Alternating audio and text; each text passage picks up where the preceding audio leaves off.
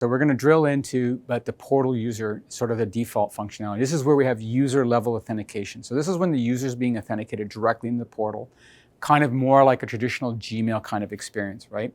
So at its basic level, user authentication is just simply a user logging in with a user ID and password. And of course, we have all the controls there based on the enterprise's requirements, such as, do we want what the password controls would be, whether they're going to be expiring after X days, password strength, recovery questions. So that very traditional, what you would expect for normal portal users.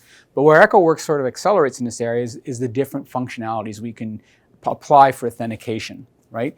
So we want to create the ability for the enterprise to determine how frictionless or how usable that user experience is. And when we take a look at the user authentications below that, for portal-based or user portal-based authentication, 4 sort of options in here. In the first and foremost, we use something called OAuth, or what I might refer to as social connectors. And I'm sure most customers have seen this, right? If you're logging into, say, your Spotify account, you can authenticate in with your Gmail account or your Facebook account.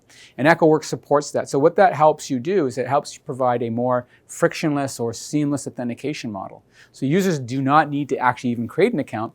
If you enable the social connectors, they can log in with their existing Gmail account or Hotmail or O365. We support Facebook and as well as LinkedIn authentication.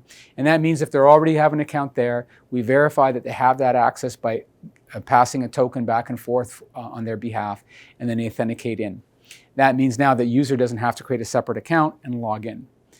So that provides a very useful authentication option. And the organization can determine which social connectors are available to them. For instance, they can turn off the Facebook but only allow Microsoft O365 as an authentication option.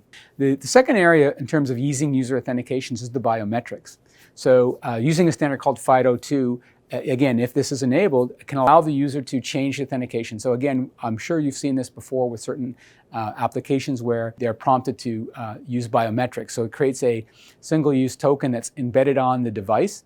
And this is ubiquitous now, so any web browser on any platform will auto-detect if that's available to you. And you could essentially authenticate with a token through your biometrics. And again, so if you're uncomfortable with social connectors, you can ease that user authentication through biometrics. We know, for instance, that 80% of all messages are initially really read from a mobile device. And think of how easy that would be then now. And when I come to that portal to pick up that message, rather than typing that password, I can simply use my fingerprint or my facial ID to authenticate in.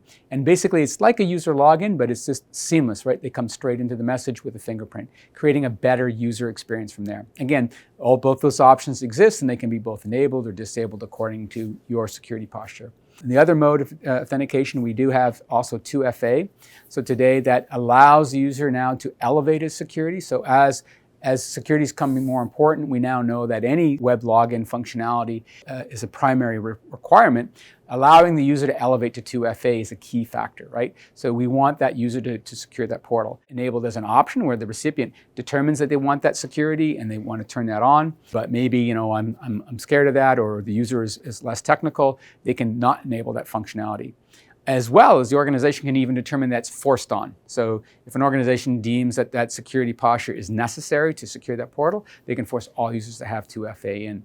So that's a key factor here. So you can make it optional, you can make it forced, you can disable it. And the fourth option, which is SSO, is essentially where we're taking that authentication option and we're pushing that out into a third-party app. So typically this would be the customer's actual web portal today. So the customer is already logging in, they already have an identity, they don't need to register, you certainly know who they are. And with a little bit of web services implementation within your portal, users can essentially click a button which will essentially use a REST API to auto-log that user in our portal. So removing the entire need for them to even create an account and basically streamlining their authentication through your portal and then auto-logging them in. So that diversity of those 4 authentication models gives you that strength to find the right solution. So let's take a look now at the alternate mode of portal delivery.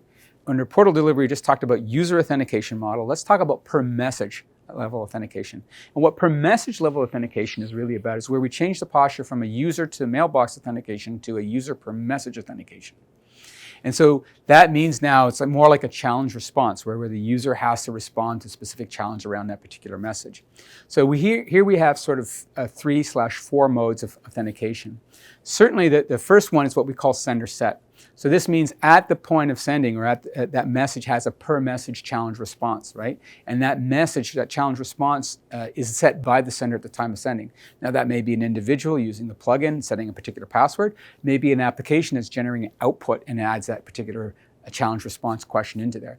And what that means is they have a very similar user experience in the sense that it's all branded, the same URLs are there, but rather than being authenticating the user, they need to respond to the challenge around that question, such as what's the last 6 digits of your account number, or what's the response to this particular question. An alternate version of that is what we call out-of-band verification. So very much similar, you're being challenged to answer the question, but in the verification, what happens is that the system or the application generates a random password for that message. That password is shared with the sender. The sender then communicates that out of band. Now they may choose to send that message in an email, or they may ask the recipient to call them to get that particular code. But again, it heightens the security. So as we increase the security posture, the usability kind of changes, right? So we see under portal authentications, like a social connector, we see the very usable functionality there. Portal message challenge with a out of band, we see the usability level kind of becoming a little less usable, but more secure, right? Because now we need that out of band verification. And then the other mode we have is also what we call a no auth or direct open. So in this case here, if the user has a link, they can directly open up the message.